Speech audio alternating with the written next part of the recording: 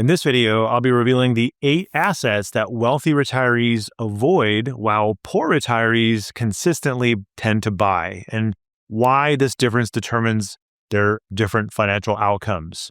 Through analyzing the investment patterns of both successful and struggling retirees, I've discovered that poor financial outcomes in retirement often stem from purchasing the wrong assets rather than lacking sufficient savings. And that's exactly why I'm making this video today, to expose the 8 asset classes or assets that separate rich retirees from poor ones, and to help you to avoid the investments that destroy or tend to destroy retirement wealth. So let's get right into it. So let's start with one of the biggest traps that I see struggling retirees fall into.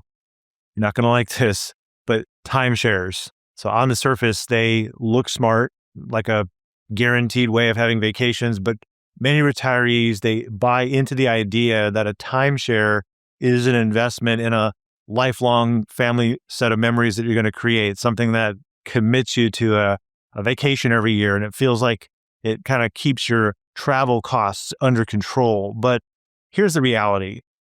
Experienced retirees, they stay far away from timeshares because they know they're not assets, they're liabilities. And once you sign up, you're stuck with hidden fees, special assessments, and exchange costs that kind of pile up year after year. And if you ever want to get rid of it, the resale market is practically worthless. I noticed that smart retirees, they prefer flexible travel. Like they rent where they want, when they want, and they keep their money liquid and working for them, not tied up in some contract that just turns into another forced annual expense that they have. So sure, you want to avoid the annual liability of a timeshare or timeshares. But the next one, well, let's talk about high fee annuities, because they take it a step further. So high fee annuities, on the surface, they sound attractive. Many retirees are drawn into the promise of guaranteed income. But the truth is that most people don't fully understand the fee structures hiding behind that promise. Wealthier retirees tend to avoid these products because they recognize the reality, right? Complicated restrictions, hefty commissions for the advisor, and long-term returns that often fall short of expectations. I've observed many disappointments over the years when people have high fee annuities. And it's not just the fees. These contracts often come with surrender charges and limited liquidity, which means you can't get your money out without paying a steep price. And that leaves many retirees stuck in underperforming investments with no easy way out. In fact, let me share a quick story with you. A few years ago, we met with a woman who had the majority of her savings in a variable annuity with an income rider, and she got it from an advisor at a bank down the street. And here's the kicker.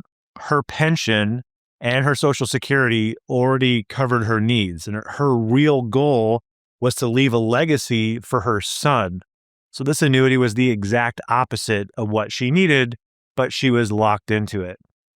It's really better to steer clear of these products. Instead, lean toward low-cost, flexible strategies that don't come with hidden strings attached. So after the high-fee annuities, they're complicated and restrictive. I would say that the next one would be whole life insurance. So whole life insurance creates a different problem. You see, whole life insurance is another big illusion that really catches many retirees off guard. And to be fair, whole life can make sense if you start very young, or if you're maybe later in life and you use a small policy just for like final expense. But here's the problem. These policies are often being pitched to older adults as a retirement tool. And that's where things start to break down. It takes many years for a policy to kind of have meaningful value. And by the time that most people buy them later in life, they just don't have those years for it to really work for them. So instead of providing retirement security, these policies, they become expensive, illiquid, and they're really an ongoing commitment. So wealthier retirees, they recognize this, and they avoid locking money away in products that they don't really serve them in retirement.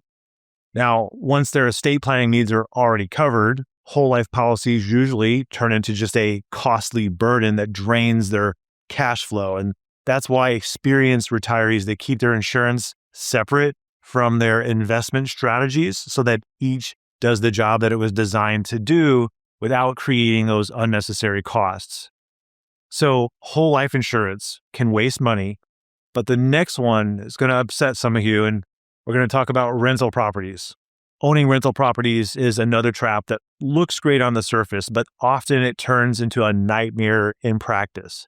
You see, many retirees, they buy rental homes thinking they'll create steady income, but they don't always factor in the effort, the costs, or the risks involved. Vacancies, unexpected repairs, and the constant need for management can quickly eat up both your time and your money.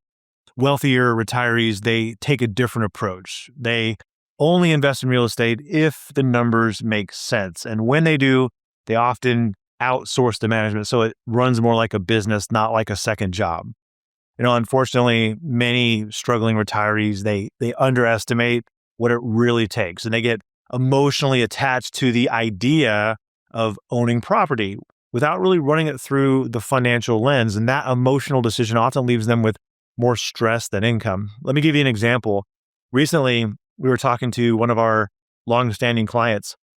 She lives in Texas, but she owns a rental property out in California.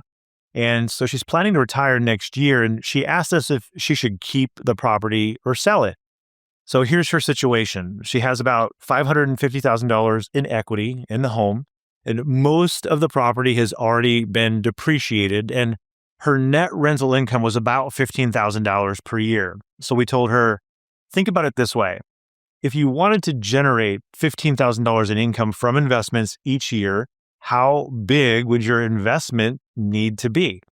At a 4% or a 5% withdrawal rate, it would only take between $300,000 and $375,000.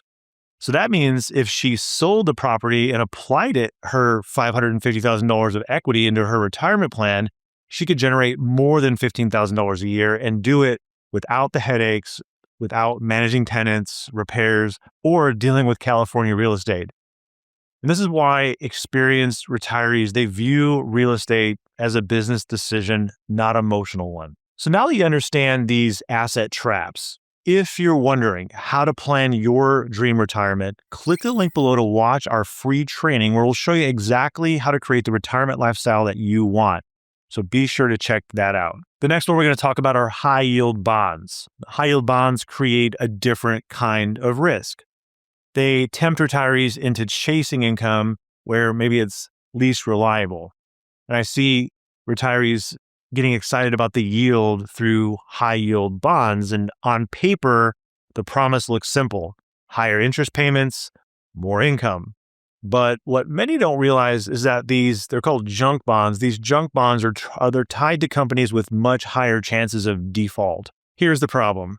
Defaults often happen at the worst possible time, usually when the economy is weak and when people need that income the most. So what seemed like a safe stream of income and cash flow can suddenly disappear, leaving you with some losses and not really any way to replace that income. And I'm not completely against high yield bonds, but you have to pay attention to the credit risk. It's just not something that you want to set and forget. And that's what I'm talking about here, is when people set it and forget it with these high yield bonds. It's a lot smarter to take a completely different approach. So instead of chasing yield and risky corporate debt, focus on preservation, tax efficiency, and stability. Let stocks do the job of stocks, providing growth over time, and then use high quality, shorter duration bonds to provide safety and liquidity. In other words, don't try to make bonds behave like stocks. Just know the role that each asset plays and let the portfolio work as a system rather than forcing one part to do something that it wasn't designed for. Okay, next on the list are structured products. So structured products are another area where many retirees get tripped up. They're often marketed with promises that sound almost too good to be true. You'll get market-like returns with downside protection, and that type of pitch, it really attracts a lot of retirees who are looking for both safety and growth. But here's the problem. These products, they they come loaded with opaque fees, limited liquidity, and risks that most people don't fully understand. The complexity itself should be a red flag. And if you can't easily explain how your money is being invested, the odds are that, the deal benefits the company selling it more than it benefits you. Smart people, they know this, right? They avoid the financial engineering and they stick with the simple, transparent investments that they can understand and control.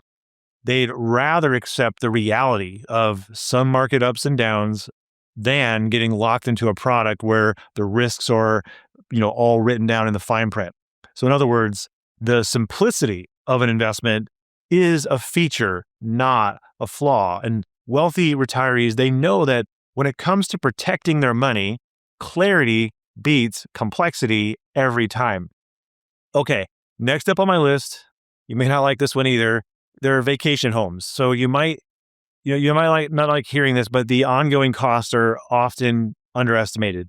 And I think there's a better way. So owning a vacation home, it's a dream for many retirees. It's a place for family, for relaxation and making memories. But for a lot of people, that dream quickly becomes a financial burden. And here's why. Many retirees, they underestimate the true cost of ownership. So beyond the mortgage or the purchase price, there's property taxes, upkeep, insurance, utilities, and repairs. And most people, they end up using the property far less than they imagine.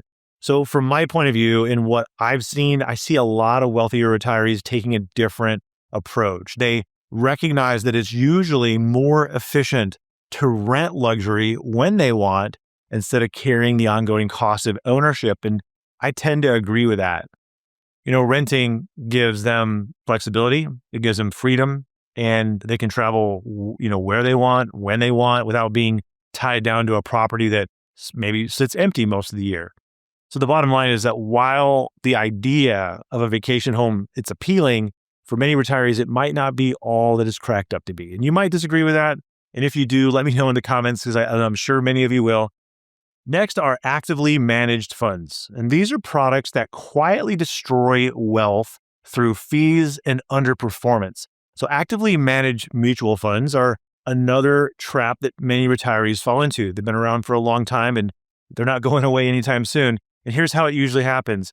Retirees, they rely on advisor recommendations, often without realizing how much they're paying in embedded fees. So those costs, they add up. Management fees, trading costs, and commissions, all of which eat into the returns. And after all of that, the majority of these funds still underperform the overall broad market. Wealthier retirees, they approach this differently. So instead of paying for active managers to try to beat the market, they use low-cost index strategies. So index funds are not only lower investment costs, but they also reduce the tax drag and they keep more money working inside of the portfolio. The real difference is this. Struggling retirees end up paying for active management that rarely delivers, while wealthier retirees, they prioritize keeping more of their returns. The simple choice is just controlling costs. And that compounds over the years and really adds up significantly. So now that you understand all 8 asset traps, let's look at what wealthy retirees buy instead. What do they do instead? And what's the best way to actually maintain wealth? It starts with low-cost, transparent investments that prioritize tax efficiency and are not tied up. So wealthy retirees, they don't chase yield, they don't lock into complicated contracts, and they don't buy into products that they can't fully understand. Instead, they keep things simple, clear, and most importantly, under their control. They also focus on total return and tax efficiency, not flashy marketing promises or complex features that look good in a brochure, but they rarely deliver. Flexibility is key. Smart retirees, they have portfolios with investments that they can be bought and sold without restrictions. That maintains your flexibility for your retirement needs. They don't tie themselves to these commitments like timeshares or vacation homes that limit their options. And they pay attention to opportunity costs. So they ask, well, what else could this money be doing for me? So they're making sure that every dollar is working harder for them in a proven wealth building system rather than getting stuck in these expensive, underperforming products. And they surround themselves with the right people. Smarter retirees, they work with advisors who prioritize outcomes over commissions. So people who design their strategies around their goals, not products that just generate a sale. I recently talked to an advisor who is looking to leave his firm because he said that the business model at that firm was to put 50% of people's money into annuities for just about every single person. And he's trying to get away from that and get himself into a fee-only type of firm. And you really have to watch out for those types of firms that are looking to put your money into a bunch of products. Again, simplicity, efficiency, and flexibility is the key. So now that you understand the 8 assets that wealthy retirees avoid buying and the poor ones do tend to buy, you can avoid the investment mistakes that often destroy and whittle away your retirement wealth. Now, if you want our help planning your dream retirement, creating the lifestyle that you've always wanted, click the link below and watch the comprehensive training video that my team put together where we'll show you exactly how to plan your dream retirement. Thanks for watching. I'll see you in the next video.